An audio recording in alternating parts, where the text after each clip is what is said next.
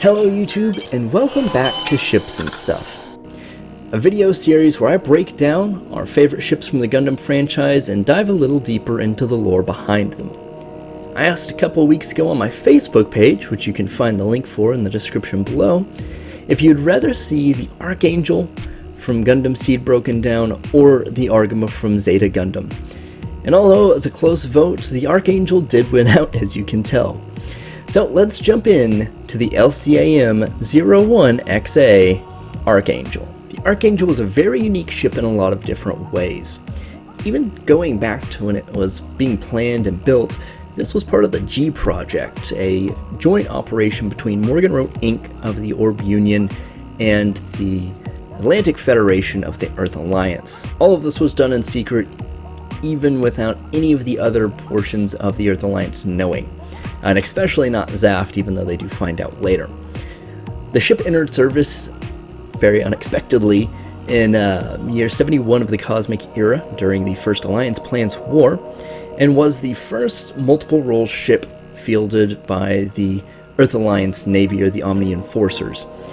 This is mainly due to the Alliance at this point not having any mobile suits. They had never looked into it and never really figured they could do it, as naturals in this universe aren't very adept at being able to pilot mobile suits because it's a very complex process. Now, being part of the G Project also facilitated having mobile suits to go along with a brand new carrier, which this ship was designated as an assault carrier. So it could still function as the traditional battleship that made up the vast majority of the Alliance fleet, but be able to carry mobile suits into battle to battle the general purpose Djinns that Zaft was fielding at the time. That really starts pushing to where the Alliance is starting to turn the tide of the war. Yes, they've outnumbered Zaft by a large portion up till now, but have been really outmatched in terms of firepower and technology. So the Archangel really ends up playing a pivotal role in the story, as well as the war itself, in several different ways. Before we get into the real nitty-gritty lore, let's take a look at the ship itself. The ship, depending on which sources you check with, is between 345 meters and 420 meters long. I think the reason for this discrepancy is, at certain points, the Archangel is outfitted with additional thrusters to get it back into space. I believe that's probably where that 420 comes from. But even still, 345 meters is pretty large. It's, in comparison, for a real-world example, the new flagship carrier, supercarrier rather, of the U.S. Navy, the USS Gerald Ford, is 337 meters. So it's just a hair shorter than that, but of course significantly taller and wider, with the height coming in at 130 meters, the beam 150, and the wingspan 220 meters. So it's a pretty big ship. It's boxier in terms of its just general outline, but its actual design is very smooth. For sci-fi, of course, we have to make the comparison to the Imperial-class Star Destroyers, measuring in at 1,600 meters, and the USS Enterprise 1701, measuring in at 282 meters. So, of course, it fits right in. It's a little bit bigger than the Enterprise, but significantly smaller than the Imperial-class Star Destroyer, because, of course, it's not as grand of a scale. Outside of that, the just kind of basic setup as far as the drive system goes, the main thrusters number is a total of 6, which were located along the back little bottom wing portion, and kind of goes up the side of the wing on the Archangel. And then there were 8 additional thrusters, although looking at different pictures and models, it looks like there might be more, maybe 12, maybe 16, but I can at least count 4 being located directly on the front legs on each side, so it's a total of 8, and then another at least 4 on the actual back unit itself, so 8 to 12. It has a few different unique technologies that you don't see on any other Alliance craft, such as the laminated armor, the ablative gel, the anti-beam depth charges, which I think we might see later on after the Archangel's been introduced, and then smoke screens, because of course in space it's not all that useful, but it does come in handy. Now, what is this ablative gel? Because this is actually the most unique part of the Archangel itself. Up to this point, regardless of the side, Zaft, Orb, or the Earth Alliance, no ship had really the need to re-enter the atmosphere as far as a tactical choice. The Archangel had that ability. That ablative gel was to actually cool the surface of the ship as it re-entered the atmosphere, and that was fairly unique. Was it really all that strategically necessary? No. But it did help to have a ship be able to kind of escape back into what would be assumed to be friendly territory at some point. Of course, what kind of show would this be if we didn't talk about the big guns that go bang? The armament on the Archangel is very unique because it's designed as multiple roles, so it's actually armed to the teeth while being able to carry a contingent of mobile suits and fighters and things like that. Let's take a look at the big guns first. The Lohengrin Positron cannons were a unique new weapon for the Earth Alliance that were placed in the bottom of each leg of the Archangel forward facing. These were extremely powerful cannons that were rarely used and almost never used in atmosphere on Earth, mainly due to worries of polluting the Earth and causing extra collateral damage. There were two that really could decimate a ship. I mean, they could, at the very least, disable a Laurasia-class battleship with one shot. It wouldn't be repetitive, no other weaponry needed. So these were some pretty bad cannons, they just weren't used very often. The main cannons utilized by the Archangel were the Gottfried Mark 71 225cm high-energy beam cannons. They were located just above the hangar at the top of the legs, and there were 4 total barrels, 2 on each side, that were used in a combination of roles. They were primarily designed for ship-to-ship combat, but ended up serving a really good purpose in anti-mobile suit combat as well, as they could do quite a bit of damage to a general use Jinn, not necessarily maybe destroying it, although if it's a direct hit they could, but it'd be enough to at least cause a Jinn to retreat. Which moves on to the main weapon that is used in a big way for physical purposes, which would be the Valiant 110cm linear cannons. There's one located on each side, which are technically rear-facing, but are able to be manipulated to face forwards, and they're pretty much just large railguns. They're used primarily in ship-to-ship combat.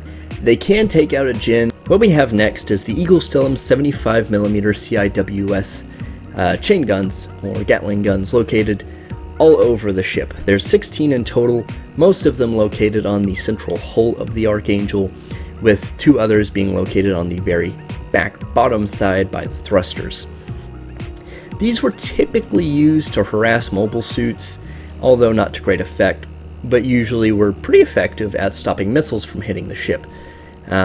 So they could throw up a pretty good barrage and at least protect the ship somewhat. Of course, talking about missiles, it'd be negligent of me to forget to mention the Helldarts, as they're quite often referenced, that are located on the back of the neck of the bridge, with a total of 16 ports for them to be fired from. We also have a total of 24 ports on the very ends of kind of the tail portion of the Archangel that were loaded typically with Korinthos and Wombat missiles, depending on the situation. That's really pretty much everything the Archangel had to offer in forms of firepower, but of course it could carry a contingent of mobile suits and other vehicles. Initially designed to carry between 8 and 10 mobile suits, the Archangel would have been able to field several squads, at least 2, if we're looking at the prototype Gundams, to fight their wars, basically. And of course, they could carry any number of other support vehicles, such as smaller fighter-type craft or anything of that nature, which were ultimately intended to be phased out once mobile suit became a major player. So, you could carry quite the force in one ship, and having multiple of these in a fleet would nearly guarantee victory. And this was a victory that the Alliance desperately needed. You see, the Earth Alliance wasn't set up like the typical Gundam Earth Alliance is. This was a very loose organization, as there were 5 main member states that, well, technically 4, that ended up making up the Earth Alliance.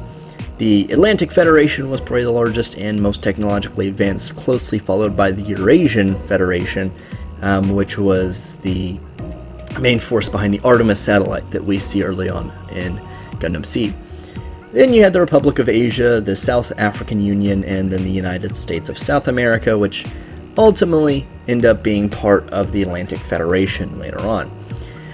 So there wasn't a good consensus on really anything. There were no real grand plans, and you're really looking at 2 main different factions fighting a war with Space Empire, basically.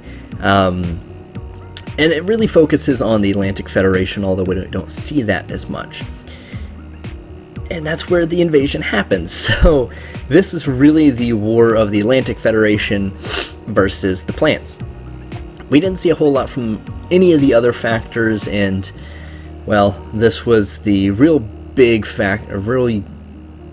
this was the real big reason the Atlantic Federation was so heavy into the G project, is they knew they were going to have to be the most defensive and offensive of any of the member states.